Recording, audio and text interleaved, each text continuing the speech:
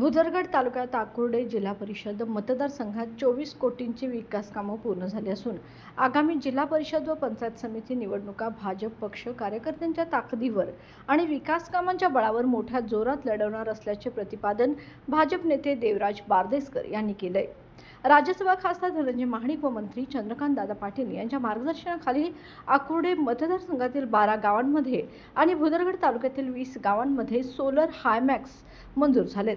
Doctor Babasaheb Ambedkar सामाजिक विकास योजनेअंतर्गत कोल्हापूर जिल्ह्यासाठी 1976 कोटींचे पथदिवे मंजूर झाले असून त्यापैकी भुदरगडसाठी 7 कोटी 80 लाख, आजरासाठी 7 कोटी 10 लाख आणि राधानगरीसाठी 10 कोटी 20 लाख रुपयाचे सोलर पथदिवे देण्यात येणार आहेत।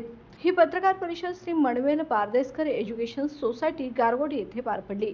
यावेळी भुदरगड युवा शक्ती अध्यक्ष नंदू शिंदे, जिल्हा भाजपा क्रीडा सेल अध्यक्ष अमर पाटील, युवा नेते युवराज पाटील, दिगंबर देसाई, शक्तिजित पवार आदी मान्यवर उपस्थित होते।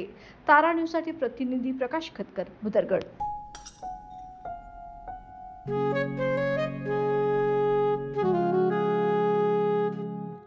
बाबा, आज येताना बासुंदी घेऊन या ना। अगं, कालच आपण आईचा वाढदिवस होता म्हणून आणली होती ना। ऐकलं, गोकुळची बासुंदी पुन्हा खावीशी वाटतेय। खरं सांगू, मलाही खावीशी वाटतेय। पुन्हा पुन्हा खावीशी वाटणारी गोकुळ बासुंदी।